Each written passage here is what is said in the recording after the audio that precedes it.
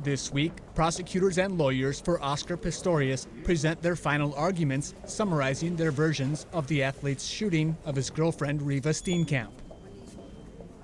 After the arguments are presented, Judge Tekoziel Mosipa will adjourn the trial to consider her judgment in a process that analysts expect to take anywhere from a week to more than a month.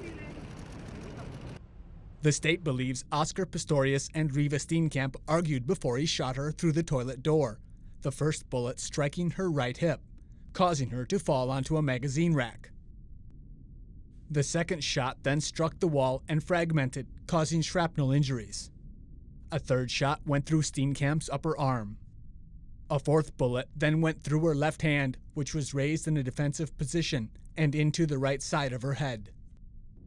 Defense witness and ballistics expert Tom Walmerans, however, said Steenkamp was leaning slightly forward when the first shot struck her hip. Walmerans told the court the second bullet did not miss, but hit her in the right arm. Another bullet then hit her left hand, which could not have been against her head, because no brain tissue was found on her hand. Walmerans said the fatal shot struck her head as she was falling back, and that her back wounds were consistent with falling off a blunt surface, the magazine rack, and not shrapnel.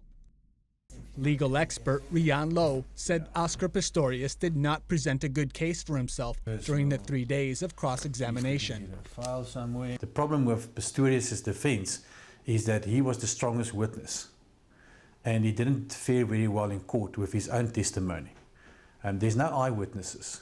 So he was the strongest witness who could have swayed the case into his favor.